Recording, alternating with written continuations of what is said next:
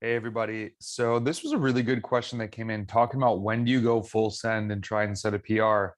Should these be in races? Should these be in training rides? Should these just be at the end of a rest week? Like, what is the deal with this? And I think that while you don't want to be chasing just a PR because a one-off effort is not going to necessarily equate to you performing better at a bike race, I think setting a new PR always feels good, right? It's fun to go after them. KOMs help. Maybe you get a KOM along the way. And I do think that those aspects fit into training because they are fun. But this is the way, fun and productive, I should say, because you do want to have that confidence of the type of power you can put out. And I don't think a race is always going to be a time that you set a PR. Let's get to that though. But this is what exactly the guy had said. Here's another question that arises. Let's say you prescribe threshold work 3 by 10 minutes, and I do the first one at 100%. Do I then up the effort in the second interval and do more for max benefit?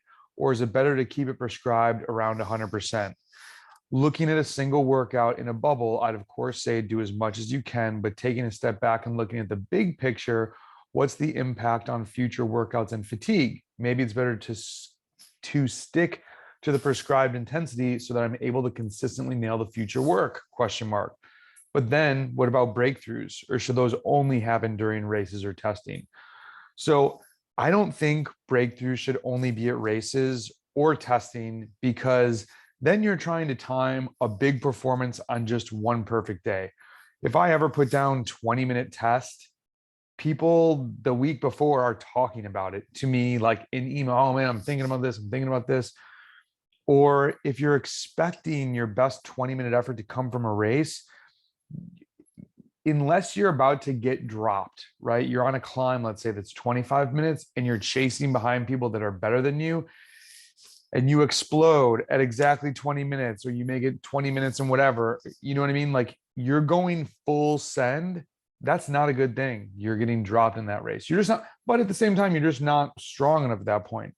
But for the most part, your best 20-minute in a race won't come close to you doing just that, going full tilt on a training day when you feel incredible. So I think there's times when as you go through your training, you're going to know when you feel really good.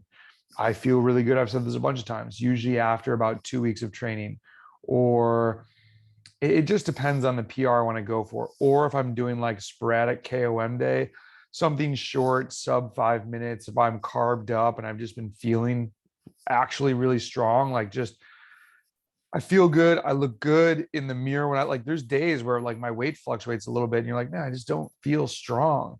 Maybe you've been training a bunch, maybe you didn't eat right, maybe you haven't been sleeping well, maybe you just crushed 3 big rides, whatever it is. Those breakthrough rides though, I think are on a day where say you're gonna go do 5 by 5s and you're just rolling on, you're like, man, I'm gonna crush these. It's hard to delineate when you just go out and crank a 5 minute full max effort, because if you do that, the rest of the ones will suffer. And I think that's really more when you're not in a lead up to a big race.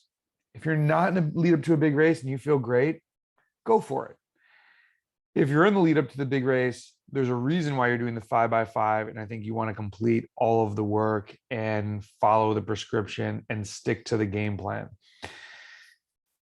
But when you feel it, let it rip. As long as you're not going to like every day, I feel like I'm gonna have a breakthrough ride. You're just trying to crank out PRs all the time. That's the way for you not to hit your highest highs. You can't always be going super hard, but there are just those days when you feel it and you're like, I can rip this to pieces. And that's what I had really more towards. It was before 2021, the last time I really went on a streak of like going for KOMs and just sending it and seeing what I could do on these 12 to, it's about like, I think 18-minute climb is the longest one around me in Blowing Rock. And I was just sending them and really getting used to doing repeated days at high super threshold efforts. And that in itself became a different type of training. It was like, I'm going to go out and do 2 of these really hard efforts. So I'm going to get about 30 minutes of over threshold work in, and then I'm going to peg whatever else I can. I'm going to recover and I'm going to do another day later in the week and building up some resiliency, just being able to do big days within close proximity. And I think at some point, if you're doing stage races, like if I ever get back into gravel stage racing or have the opportunity to do a road stage race, you've got to be able to go ham, especially for the type of rider that I am on the team, multiple days in a row, be in the break multiple days in a row, put out a ton of KJs multiple days in a row. So with that, I think that there's also what this rider had said, going full send and going on rides like this are going to have more fatigue. They're going to take it out of you. They're going to affect other workouts down the road. You need to be able to take a step back and look at the big picture and say, hey, is this a good move if I do this today? Or am I really just sending myself spiraling? You know, it depends on how fast you recover. But now for me at the age 40, if I go full out blasting, trying to hit cams, whatever, the next day, I'm not feeling super, super amazing. I need to be better with my matches. When I was 27, that was a different story. The second day of, if I did 2 back-to-back road races or 2, I would do a 4-hour ride with efforts in it and then go do a 4-hour road race. Didn't seem to affect me that much.